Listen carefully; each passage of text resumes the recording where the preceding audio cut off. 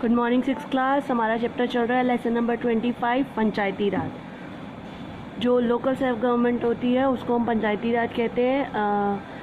Local problems जो हमारे India को दो टाइप से गवर्नमेंट्स होती हैं देश में। एक तो होती है सेंट्रल गवर्नमेंट, एक होती है स्टेट गवर्नमेंट।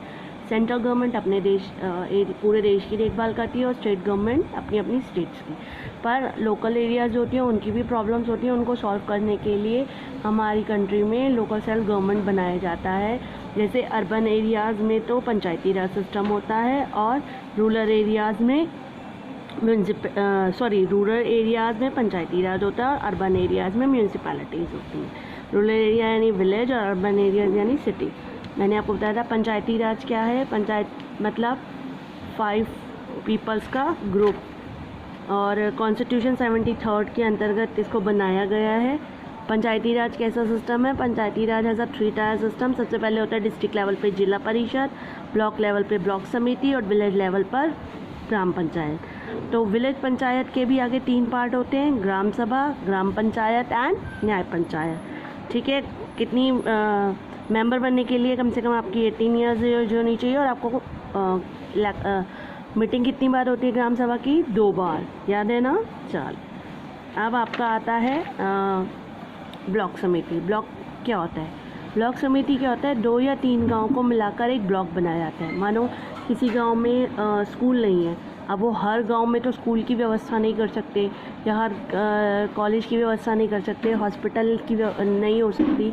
तो ऐसे में वो 2-3 गांव को मिलाकर एक ब्लॉक बना देते हैं और उनको 2-3 गांव को एक साथ एक स्कूल दे देते हैं। तो इसी तरह 2-3 गांव को मिलाकर जो बनता है उसको हम ब्लॉक कहते हैं। अब क्या होता है? ब्लॉक समिति जो ब्लॉक लेवल पर जो काम करती है उसको हम ब्लॉक समिति कहते हैं। ब्लॉक समिति फंक्शन करती है, काम करती है ब्लॉक लेवल पर। ब्लॉक समिति जो है इम्पॉर्टेंट लिंक है किसके? गांव के, विलेज पंचायत के और जिला परिषद के बीच का लिंक है, दोनों को जोड़ती है। कंपोजिशन, अब कंपोजिशन पढ़ते हैं। ब्लॉक समिति कितने साल के लिए होती है? 5 ईयर्स के लिए। और ब्लॉक समिति की कमेटी को कौन इलेक्ट करता है? Members of gram panchayat. जो ग्राम पंचायत के मेंबर्स होते हैं वो इलेक्ट करते हैं ब्लॉक समिति के मेंबर को। दीज इलेक्टेड मेंबर जो होते हैं समिति के, इनमें कौन कौन से मेंबर्स आते हैं? लोकसभा के मेंबर्स आते हैं, राज्यसभा के, विधानसभा, Vidhan Parishad. All the members, जितने भी ये मेंबर्स हैं ब्लॉक समिति के, अपने में से एक चेयरपर्सन चुनते हैं जिसको ब्लॉक प्रमुख कहते हैं और एक वाइस चेयरमैन जिसको उप प्रमुख कहते हैं। यानी जब प्रमुख नहीं होता तो ऐसी उसकी एब्सेंस में उप प्रमुख काम करता है। ठीक है। For 5 years. कितने ईयर्स के लिए? वही 5 ईयर्स के लिए। ब्लॉक समिति जो होती है वो 5 ईयर्स के लिए चुनी जाती है। किसके मेंबर्स के द्वारा? ग्राम पंचायत के मेंबर्स के द्वारा। और क्या कहते हैं? ब्लॉक समिति अपने में से एक चेयरपर्सन चुनती है, इसे प्रमुख कहते हैं, और वाइस चेयरपर्सन इसे उप प्रमुख कहते हैं। कितने साल के लिए? 5 साल के लिए। प्रमुख क्या करता है? देखभाल करता है ब्लॉक समिति की, देखता है ब्लॉक समिति के काम को। और अगर एब्सेंस ऑफ चेयरपर्सन, अगर प्रमुख नहीं होता है तो वाइस चेयरपर्सन उसकी ड्यूटीज़ को फॉलो करता है। जितने भी डिसीजन है समिति में वो मेजोरिटी के आधार पर, वोट के आधार पर लिए जाते हैं। अब है फंक्शन ऑफ ब्लॉक समिति। काम क्या करती है ब्लॉक समिति? It supervise the working of the village panchayat in that block. कि सुपरवाइज करती है यानी देख रेख करती है जो गांव विलेज पंचायत हैं उनमें जो काम हो रहा है इन दैट ब्लॉक में जितने भी गांव आते हैं यानी उनके उस ब्लॉक में जितने भी विलेज आते हैं उनकी देखभाल का काम करना। इसके अलावा it monitorise the community development programme. यानी मॉनिटरिंग करना। किस चीज़ की मॉनिटरिंग? मॉनिटर करना मतलब देखना कि कम्युनिटी की डेवलपमेंट प्रोग्राम्स जो हैं वेरियर फील्ड में, जैसे खेतों के लिए इरिगेशन मतलब पानी की व्यवस्था करना, सीड्स की व्यवस्था करना, फर्टिलाइज़र, लोगों को एजुकेटेड करना, हेल्थ फैसिलिटीज़ दिलाना और उनके लिए वेलफेयर प्रोग्राम्स चलाना, सप्लाई करना साफ़ पानी पीने का, सैनिटेशन, आसपास गंदगी वगैरह को सफाई कराना। उसके अलावा विलेज पंचायत को फाइनेंशियल पैसे की ज़रूरत हो तो वो सब काम ब्लॉक समिति के अंडर में आता है। इसके अलावा it arrange funds for the government for block development program. ये जो ब्लॉक डेवलपमेंट प्रोग्राम्स हैं उनके लिए फ़ंड भी प्रोवाइड कराती है। फ्रॉम कहाँ से लेती है? गवर्नमेंट से। समझ में आ गया?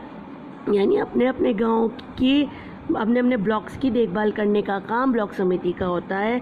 यानी उस ब्लॉक में जितने भी विलेज आते हैं उनको सीड्स प्रोवाइड कराना, फर्टिलाइज़र प्रोवाइड कराना, इरिगेशन, उनके पानी की व्यवस्था, एजुकेशन, हेल्थ फैसिलिटीज़, ये सब काम ब्लॉक समिति का होता है। और अपने ब्लॉक की डेवलपमेंट के लिए जो फंड है वो गवर्नमेंट से प्रोवाइड कराने का काम भी ब्लॉक समिति का है। ठीक है, अब आपका आता है सोर्सेज ऑफ फंड। वो जब इतना काम करती है तो उसके लिए पैसा कहाँ से आता है?